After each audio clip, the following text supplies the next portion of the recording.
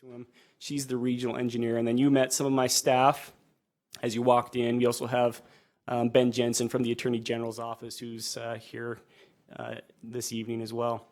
Just a couple of rules of engagement really quick before we get started. I'm happy to answer any questions as we go throughout this presentation.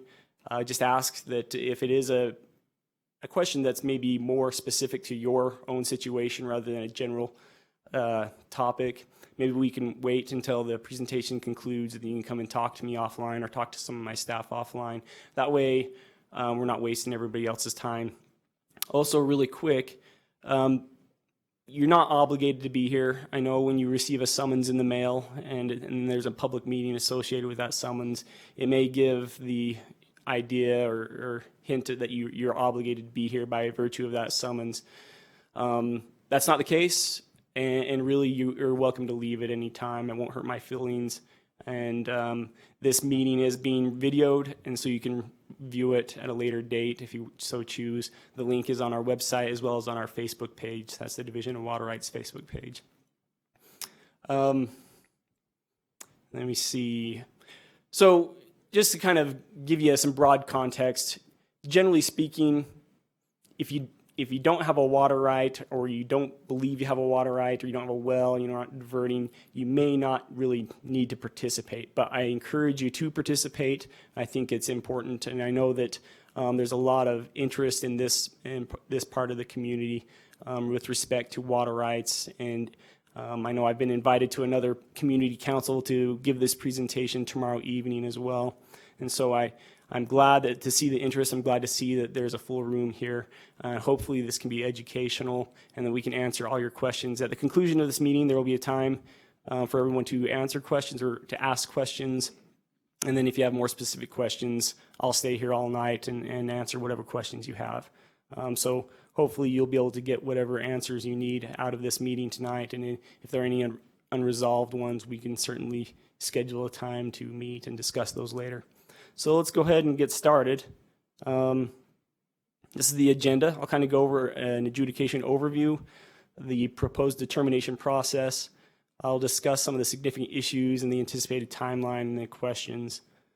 And recognizing that this realm is new to most people, I kind of like to give a water rights 101 as to what a water right is and what it isn't. And I know you're probably having a hard time reading some of these slides. The room is set up this way to accommodate the number of people we have. I hope you'll take some solace in that it will be available online. You can get this presentation at our website and you can read the finer details. But I'll go ahead and brief it. So you won't miss anything. So when we talk about a water right, we're talking about the right to divert water from a natural source and beneficially use it. And a water right typically has 5 defining elements. It has a nature of beneficial use, or what it's used for. That could be irrigation, it could be domestic, it could be stock watering, or it could be municipal. So there's various uses. There's a priority date. That means when the water was first put to beneficial use or first appropriated. That's typically associated with a year, a month, and a date. Defined quantity of water allowed for diversion. We quantify that by 2 different metrics: cubic feet per second and acre feet. If you imagine a piece of property, an acre in area, a foot depth of water, that would be an acre foot.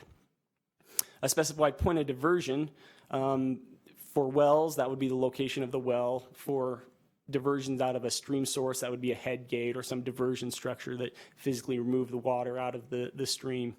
And a specified place of beneficial use, whether that be in a yard or in a house or some other area, or a 40-acre tract if it's large-scale irrigation.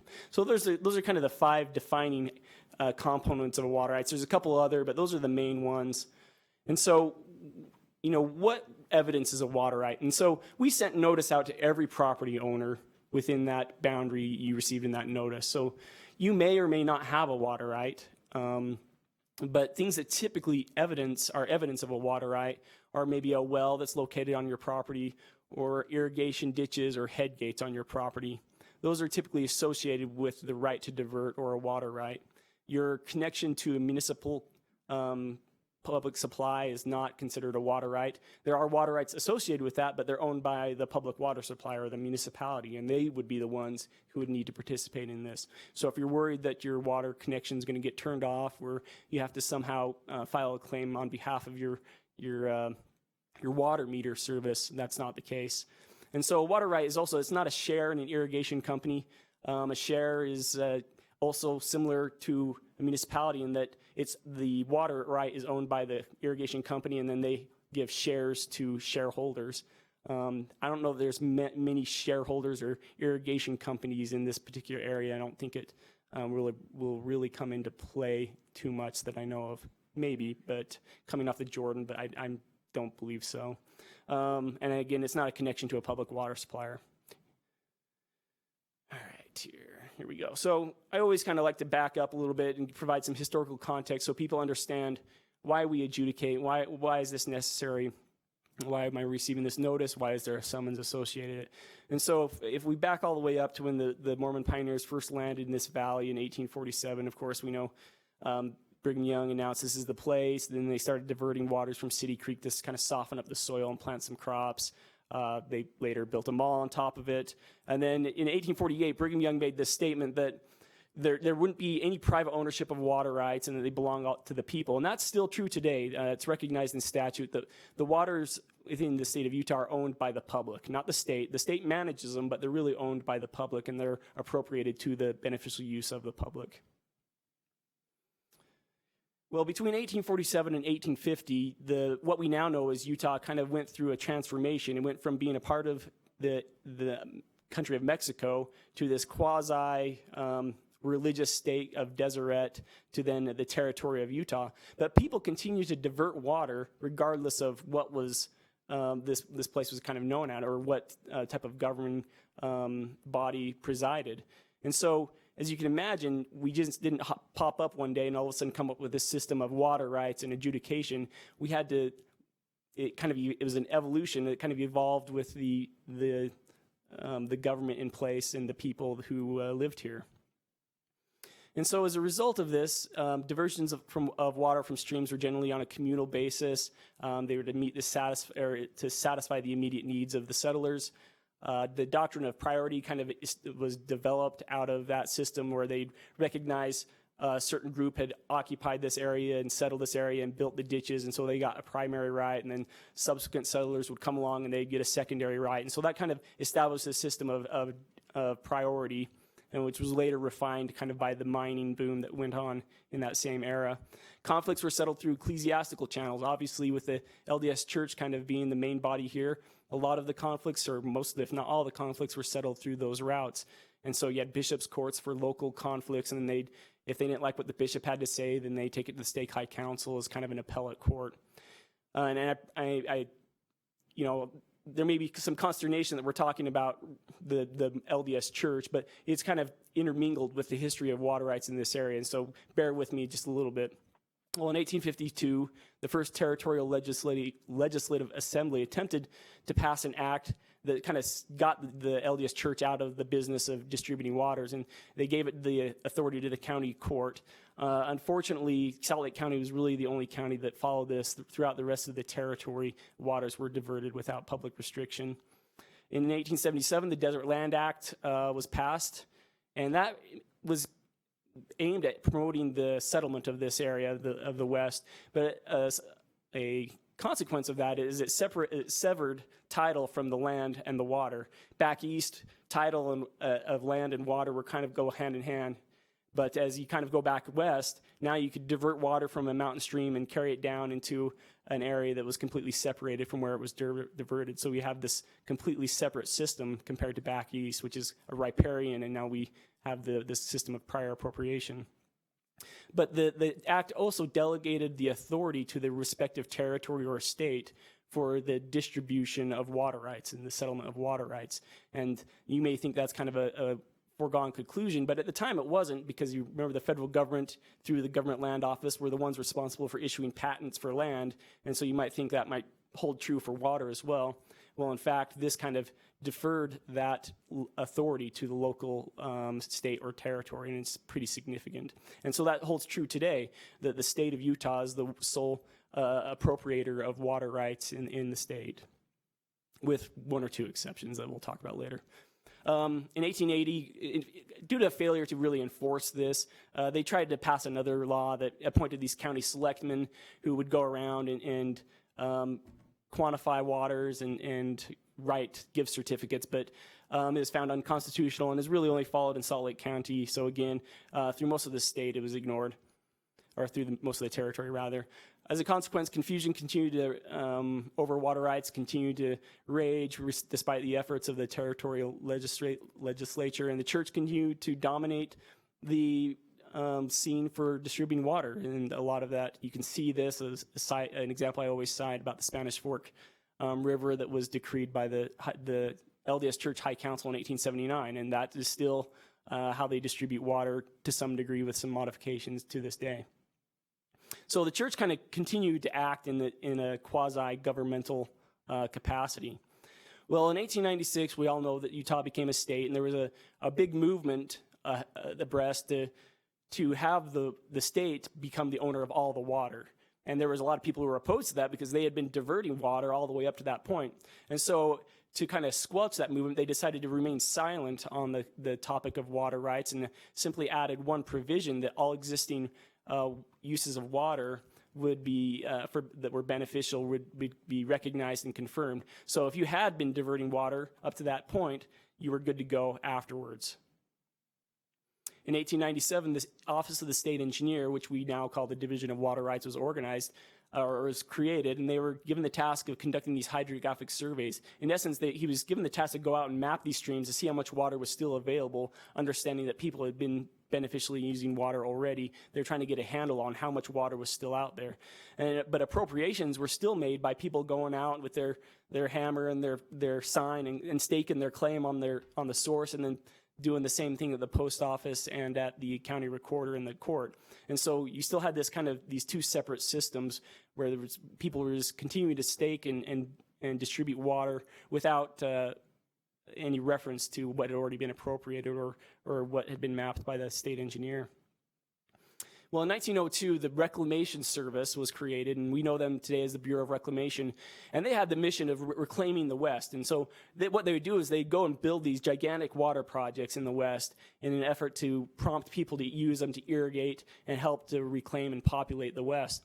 But they were really skeptical and reluctant to do this in any state or territory that hadn't adopted a uniform water law or a code, a universal code of water distribution, because they didn't want to go in there and then find out later that someone had already appropriated all the water, and they didn't want to build this project and base everything on it. So it's no coincidence that in 1903 the state legislature enacted the first comprehensive water law, and that provided for appropriating the surface rights and recording of all existing rights and adjudication of rights by the court.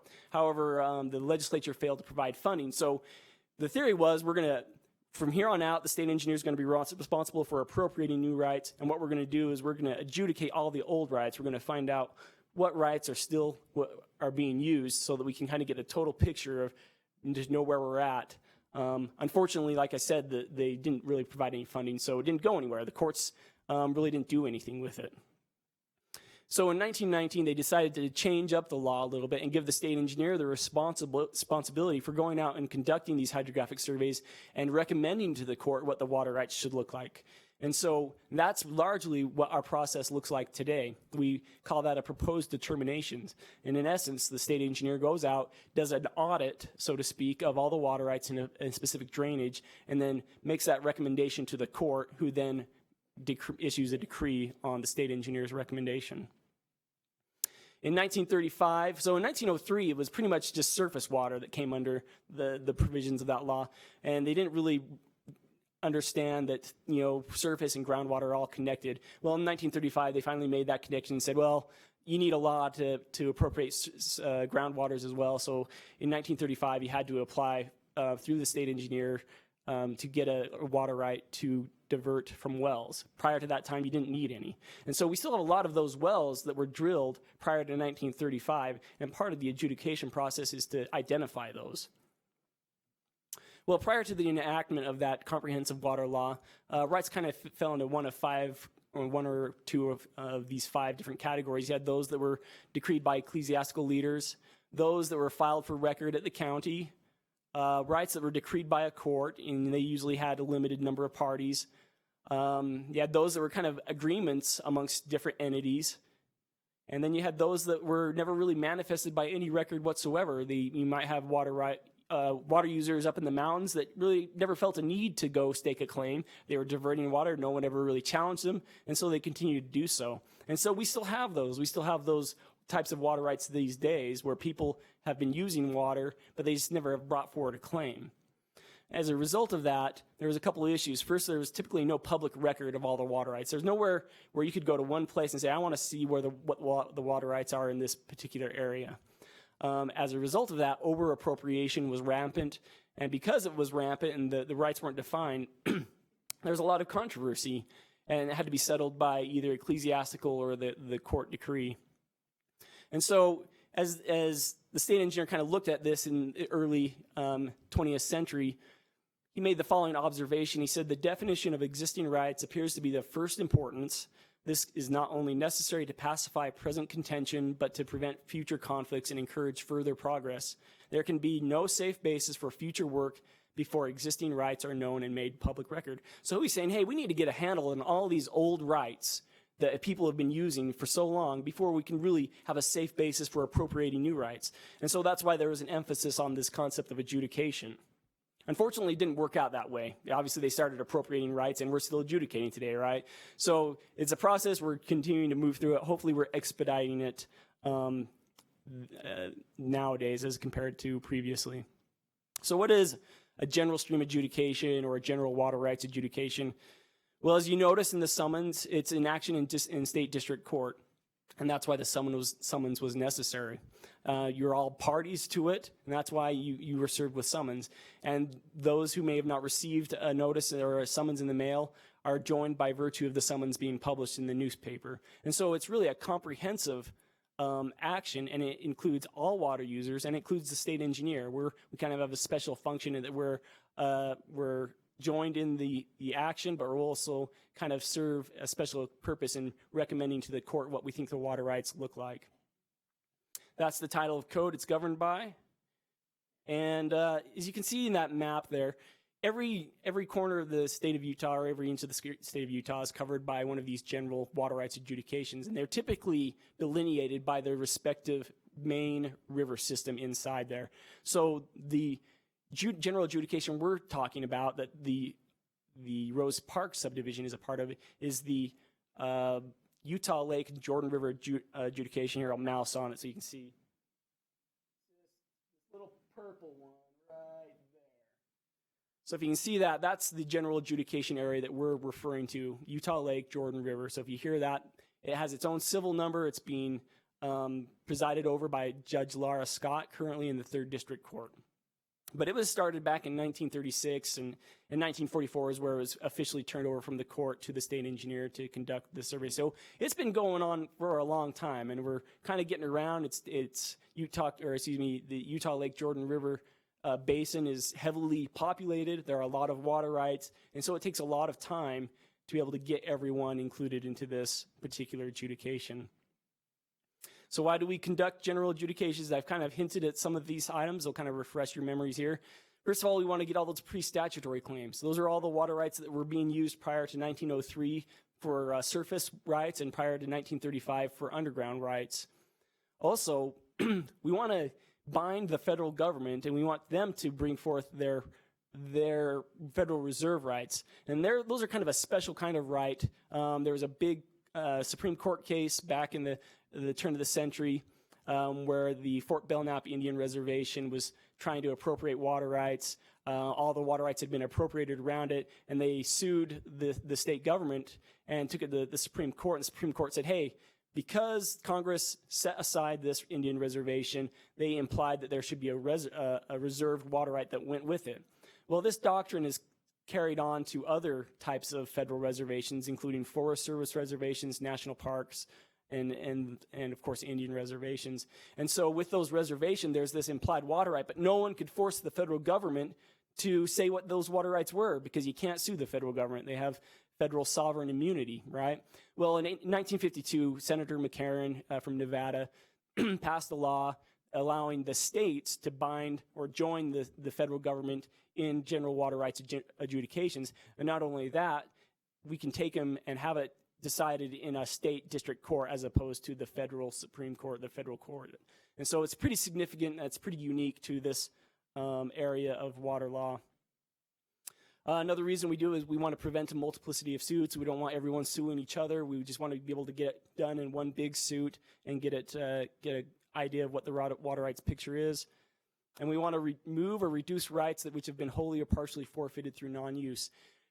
Throughout the West, you kind of have this doctrine that you want to make sure that water is being beneficially used. And so one of the provisions that the early settlers made was that if you don't use your water, you're subject to losing it. And so if you don't use your water for a period of 7 years in Utah, it could be subject to forfeiture. And what that would look like is we would come out, say, well, you had this water right, but you haven't used it for such and such a period. We're just going to recommend to the court that it no longer existed. It reverted back to the public. No one gets those water rights. It's simply, that's paper water, which is now freed up and cleared up, and the actual wet water goes to the next junior appropriator in line. And so that's just one of the tenets of Western water law, because we're so concerned about making sure every drop gets used. And we want to obtain a final comprehensive decree on all the rights within the respective drainage. So here's it's kind of an infomatic about the process. I'm going to cover this more in depth, so don't worry about it if I kind of touch the high points only. It's a 3-phase process. First phase is kind of the notice, the summons, and the public meeting. So you can see that item number 4, that's where we're at tonight. The petition was long ago, back in 1936. The notice was sent out. You received the notice. It was published in the newspaper, and then you received the summons. The next step is in about 2 weeks, we're going to send out a notice to the same addresses, the same recipients who received the summons, to file their claim. If they want to assert a water right, we're going to send out a notice that they'll have 90 days to file a claim with us or with the district court. And again, I'll go into more detail in this. And then once that 90 days is up, we'll publish a list of unclaimed rights. You'll have 90 days to object, and we'll have a public meeting. Again, I'll cover this more in detail. And then once those people who fail to participate or to file a claim on those rights are considered abandoned, and that's what the court will issue a decree in step 9 there. The third phase is when we come out and we investigate the claims that are filed by those who are asserting claims. And we'll come out, we'll investigate the claims, and then we'll consolidate those investigations into a recommendation, a proposed determination, which we file with the court. There'll be another 90-day objection period where people have 90 days to file an objection, and then we'll have another public meeting to go over the concept or the contents of the proposed determination. We'll issue one final summons just to make sure we didn't miss anyone, and hopefully we'll resolve all the objections and obtain a decree on it. So let's talk about that first step the next step you guys are going to be faced with. So when we mail a claim, we'll mail a notice, and we'll have a claim. It will either be a blank claim for those who have water rights or who don't have water rights of record, or it'll be a claim that has all the information filled out. So we're going to mail out this notice, and we'll also publish it in the newspaper that, hey, now is the time to file your claim. It'll be a blank claim for those who don't have a water right. It'll be a water right that reflects, for those who have water rights, the claim will show the information we have on our records on it. You'll have 90 days to file that claim with us or the district court. It's free. There's no filing fee. Just be sure to bring it in. Make sure you get it in with that 90 days. Otherwise, you risk being subject to abandonment. You can request one 30-day extension just in writing at the state engineer. And, of course, you can always go to the court and petition them for more extensions if you need after that. Then once we receive those claims, we'll conduct our boots on the ground field investigation. We'll try to coordinate that investigation with you on the claim itself. There's contact information where you can put your email address and your phone number. We'll try to arrange a meeting with you so we can look at your well, look at the beneficial use, and then make our determination. If you fail to file a claim, that on a water right of record, that goes into this list of unclaimed rights that then we send out to you. You'll receive the notice of where to find that. We'll have a public meeting similar to this to go over that. You'll have 90 days to file an objection. Again, you can file the objection with the district court, but you need to file a water user claim with the state engineer with that objection to the list of unclaimed rights. We have to resolve all of those objections before we can petition the court to get a judicial decree on that list of unclaimed rights. Remember, the decree is in essence saying anyone who didn't file a claim, they're going to be barred from asserting a claim from there on out. So we want to make sure anyone who has an issue with that, we resolve that issue prior to petitioning the court for that decree on that. Then we talk about the proposed determination. So now we've gotten all of the people who don't want to participate out of the picture, right? Now we're only dealing with those people who had filed claims. Well, we get all those claims, we put in a proposed determination, we send out notice to anyone who participated that the proposed determination has been published and where to find access to it. And then we hold another public meeting similar to this. People can have 90 days to file an objection. They have to file it with the district court. And then again, we have to do the objection resolution process before we can get a decree on that proposed determination. So in the early days, we used to have one big decree for each drainage, but as you realize, it's just too unmanageable.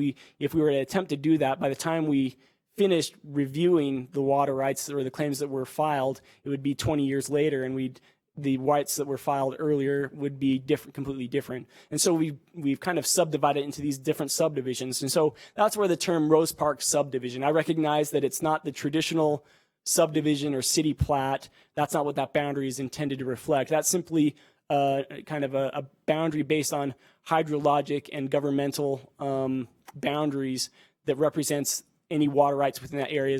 Those are the ones we are going to consider during this particular proposed determination period. I've already kind of talked about Federal Reserve water rights and the Winters Doctrine. And as I mentioned previously, once a decree is issued, often we petition the court to close the basin to any more assertions of these pre-statutory claims. You remember the Dosecki guys, the Dosecki guy that didn't file a claim for it until 100 years later. Well, he will be forever barred from filing any new claims, and that's really the point of this. We don't want people to continue to be able to file those claims and bring uncertainty to the area.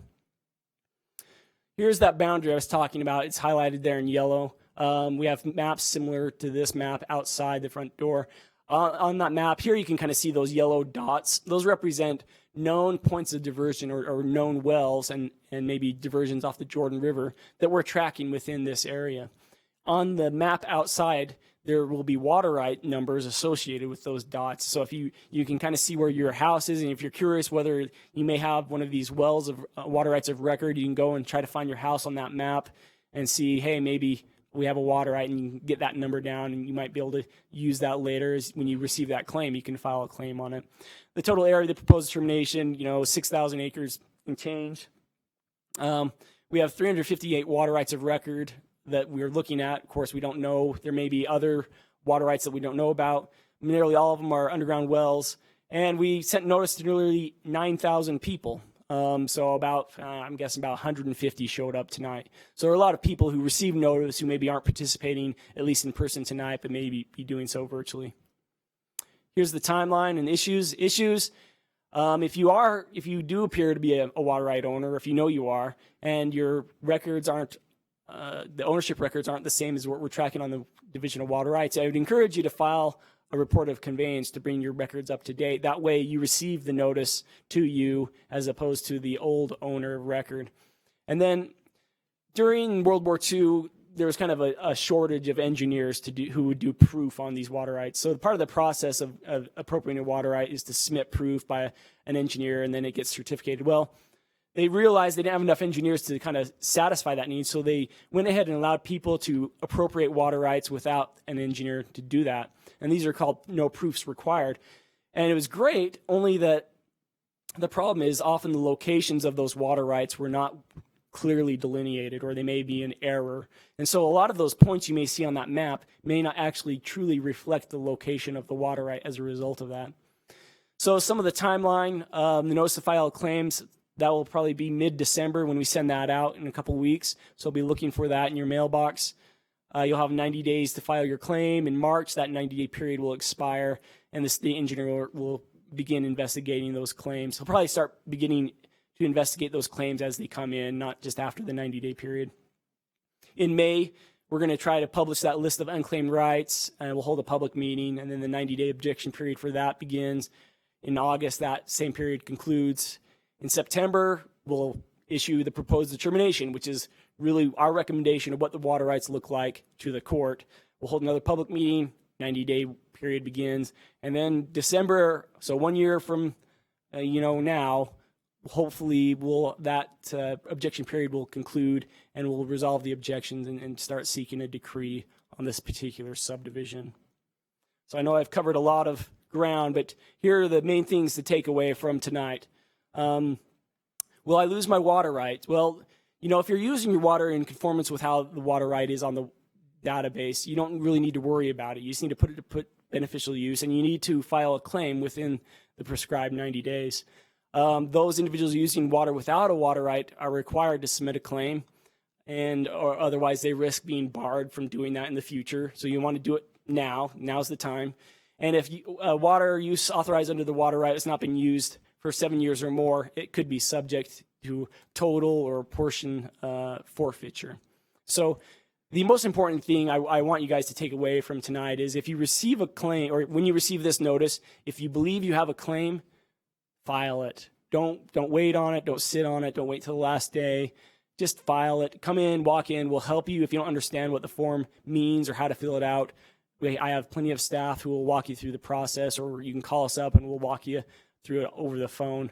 The best is usually to come in and we can look on the aerial imagery and see if there is an actual well nearby or what potential water rights you might be asserting. So who do I contact? That's me at the top. Chris York, he's you met him as you walked in. He's my adjudication engineer. And then Josh Zimmerman, who's not here tonight, he will be kind of the boots on the ground guy. His team will be helping you through navigate this process in general. So that concludes the formal presentation. I'm happy to take any questions if there are any. Okay, I'm going to kind of start over here and work my way. So, yes, ma'am, over here. Yes, ma'am. Yes.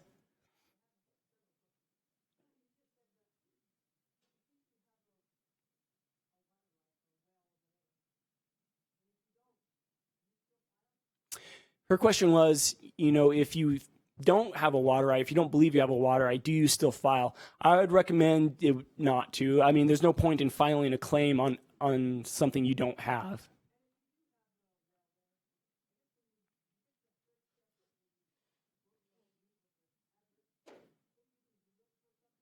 So her question was, if there is a well and we go and investigate it, what do we do in our investigation? What we do is we go and confirm that there's a well, and we confirm that the water is being placed to beneficial use. So if you're claiming that your house is connected, we want to see how it's connected. We want to see the tank. If you're saying I'm just using it for irrigation, we want to see you actually be able to irrigate it.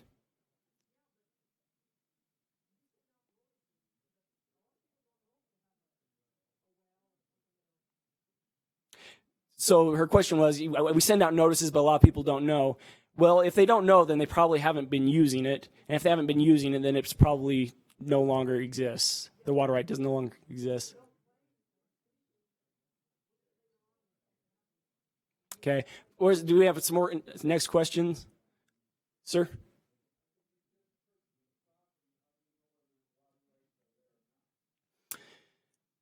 The question was, if you just purchase the property, how do you know if there are water rights there or not? If you're curious if there are any water rights of record on the property, we can kind of help you look at that. We have some tools, or there's some tools on our website where you can look at the aerial imagery and look at the points of diversion that are on our records, and that might help you determine. Otherwise, if it's in the deed and it mentions it, that's always helpful, but it's really up to you to do the due diligence to determine whether there is a water right associated with that. Sir?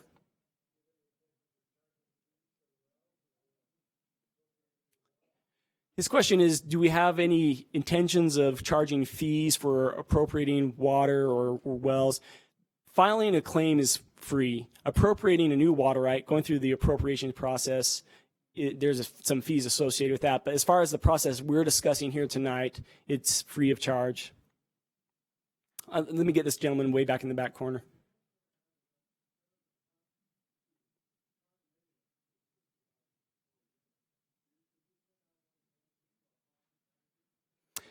The question is, I'm repeating the question because this is being videotaped, so bear with me here. I live in a condominium. There's about 64 units. Did I send something to the property manager? I sent notice to whoever was listed as the property owner on the county recorder's database. You may need to, you may not. Depends on if some of that common area falls under the management ownership. I'm not sure, but it's always good to check in and make sure they're tracking that. Yes, sir. What's the criteria for showing beneficial use of the water right? Well, if we come out and we can observe that it's being used, that's the criteria is we can observe it's being beneficially used. Generally, so if we talk about irrigation, right? If we can come out and we see, obviously there's not much irrigation going on in the dead of winter, but if we can come out and we can observe, hey, there's a hose bib, looks like it's in good repair, and we can look on the aerial images, yeah, there's green grass here during the springtime. We're going to come to the conclusion, we're going to give everyone the benefit of the doubt. We're not going to scrutinize it. We're going to say, looks good. I see no reason why they wouldn't be using this. Does that answer your question?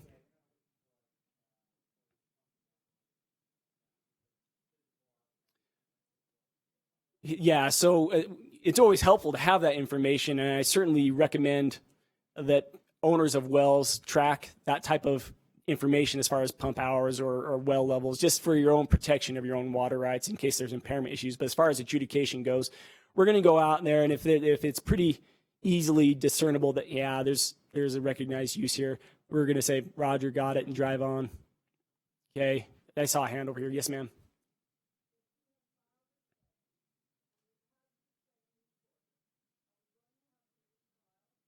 Her question is, if you filed your claim and it's been received either here at the state engineer's office or at the court, do you have to refile later? Will this come around again later? No, the concept is this is kind of a one-shot deal that you file your claim. Now, if you're claiming that, hey, I've been using, and it's not a record, and you're saying I've been using this since 1903, and we need more information, we might request you to provide more information to substantiate that claim.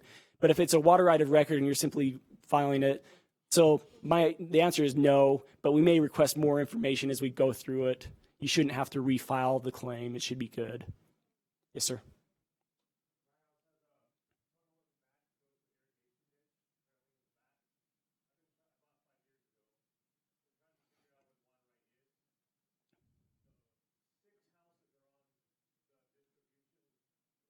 Mm-hmm.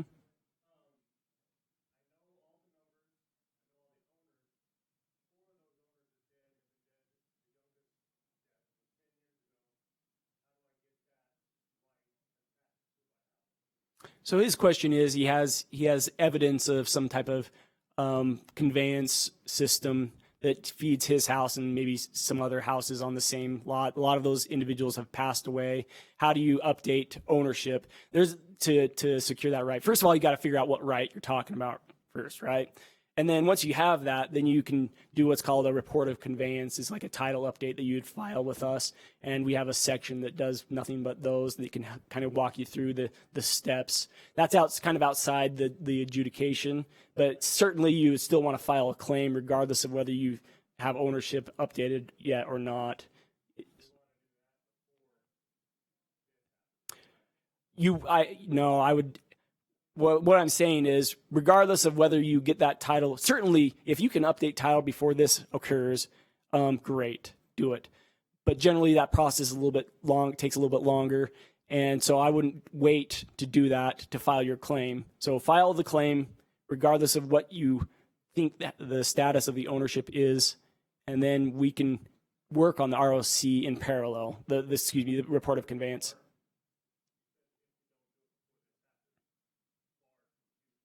You need to file a claim, otherwise you will be barred from future assertions. All right, let's go back over in here. Sir, the back there.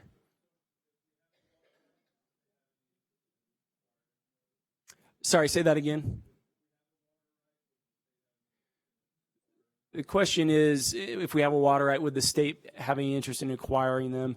Our division doesn't own water rights, so if you're asking whether we would have any interest in that, the answer is no. There may be entities such as wildlife resources, but that's something that's kind of outside of my realm of expertise. There's websites that are privately owned that do that, where you can trade and sell water, but we really don't get in the mix on that. But that's a common question, though. Okay, let's connect. Any other questions? Yes, ma'am.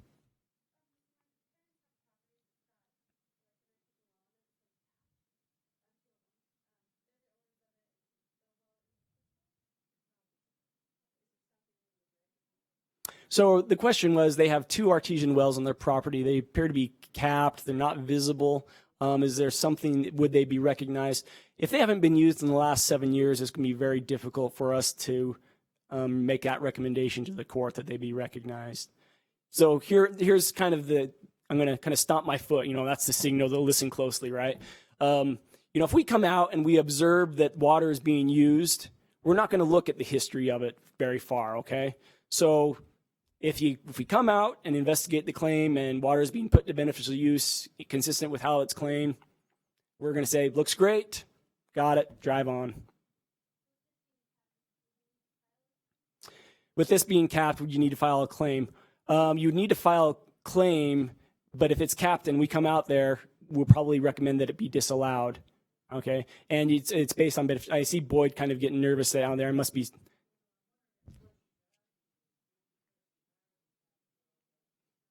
Okay, yeah, so you don't have to file a claim. None of this is mandatory. If you don't have any interest in preserving a water right, there's no need to participate further, really. You can ignore the next 2 notices. You're still bound by the outcome of the proceedings, but you don't need to participate. The question is, if the sale is pending, should I notify the prospective buyer? I think that's fair. If you're asking for a subjective answer, sure. All right. Yes, ma'am.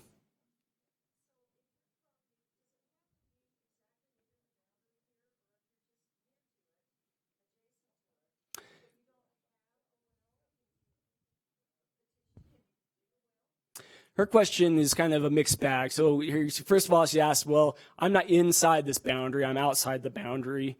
And then another question was, if I don't have a well, can I petition, can I dig a well? So let me answer the first one first. If you're outside the boundary of this particular adjudication and you're nervous, go ahead and submit a claim. We'll figure it out later if you have a water right. Now, with respect to whether you can dig a well or not, you need to have a water right in order to dig a well. So you need to, in this basin, is close to new appropriations. So the only way to do that, it would be purchase a water right, file a change application, and then have a well dug or drilled based on that water right. So there is a way, it's just not through this process. Yep. Yes, sir.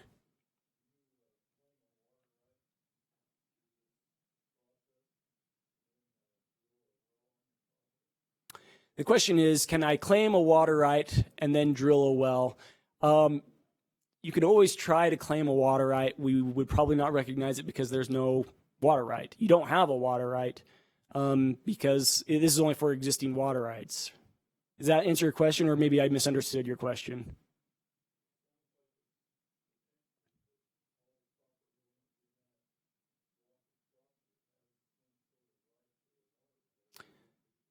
So the question is, it sounds like, all property owners in that particular area have a potential right, otherwise you wouldn't be here. Well, the fact of the matter is, we sent out notice to everybody, regardless of whether we thought you had a water right or not. So the fact that you received notice and summons doesn't necessarily imply that you have a water right of any sort whatsoever.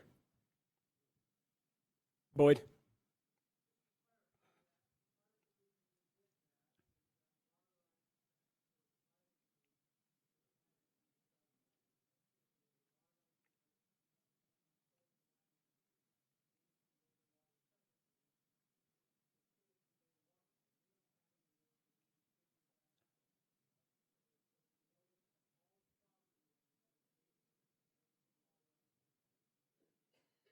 Was everyone able to hear that? Probably not the YouTubers, but in essence, he says, because water rights are conveyed silently with the transfer of land, we wanted to cover our bases, and that's why we sent out notice to all property owners, just in case that conveyance had occurred, or in case there was someone who was using water had never filed for a water right. We wanted to make sure that they were able to bring their claim forward. And our records, we recognize that they may be incomplete or inaccurate, and so that's why we sent it to everyone. Thanks for that clarification, Boyd. Yes, sir. I'll get to you in a second.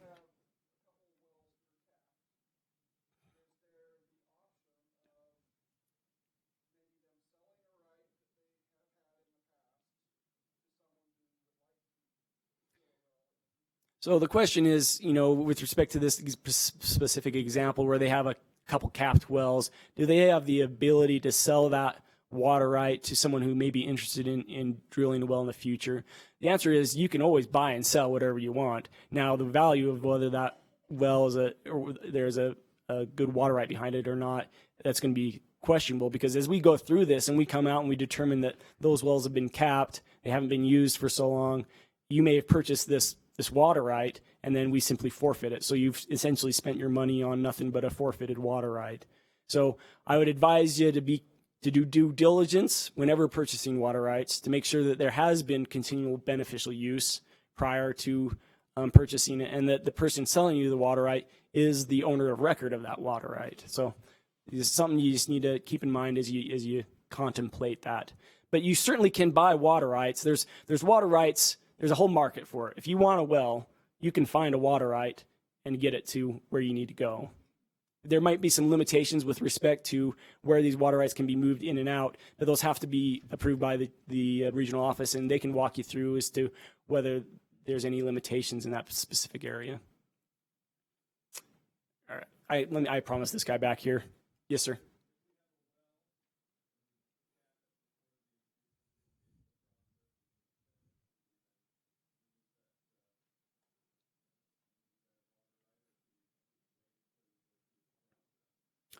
His question is if we have a well and we cap it before the adjudication gets around to evaluating it, should we do that or should we wait till it concludes? That's up to you, depending on what you want to do. And keep in mind that if you cap a well, you're in essence abandoning the well and the water right. There could be you could kind of fall into controversy there. So that's up to you. All right, there was some more up here, sir. And then I'll get you and then back there.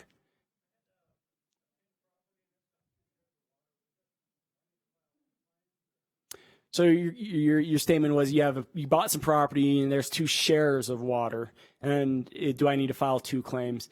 What I would suggest is bringing what you have in, and we'll let you know what you need to do. You can file as many claims as you want, but generally shares are associated with an irrigation company.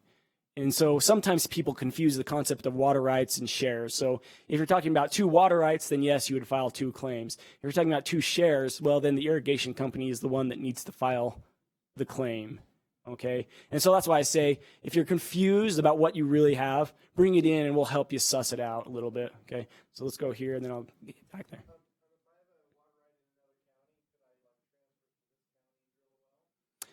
The question was, if I have a water right in another county, can I transfer it here and drill a well? That would be up to the regional engineer and any policies associated with that govern change applications. That's kind of outside of my wheelhouse, but Teresa Wilhelmsen, she can answer that question pretty quickly. She's the regional engineer. There was one back here, I thought.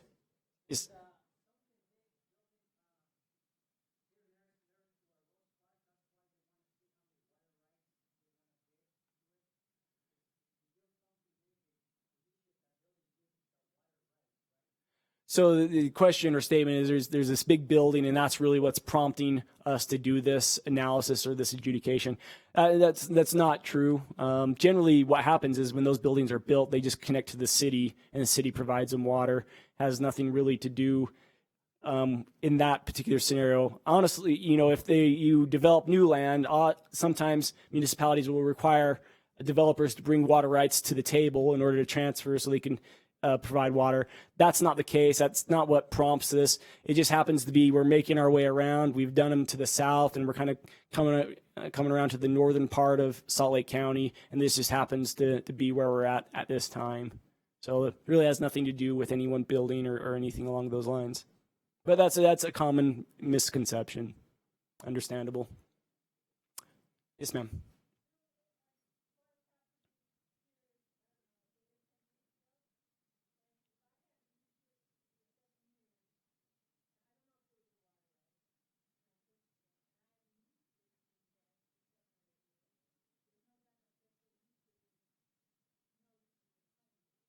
So your question is, you bought a property, had a water right, but you haven't used this water right for over 7 years. So is there any reason to really file a claim?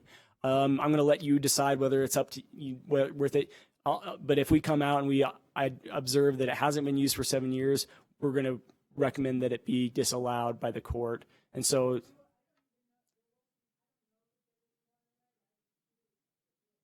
yeah. So you didn't know if there's a water right or not, but you're curious, and we can certainly look at that. But like I said, if you haven't used it for 7 years, the fact of the matter is we're probably going to come out and say it's out of luck. Were there any questions in the back? I've kind of been favoring the front up here. All right. Any other questions? Yes, sir. Would a rooftop collection be similar to a well? No, not really. You do to collect rainwater. You simply need to. There's a specific form on our website that you simply fill out and file with us, and it's pretty easy, straightforward. It's not the same as a water right. There's some limitations on it based on how much you can actually collect, but it's pretty straightforward. Would it help shore up a water right? No. Afraid not. Yes, ma'am.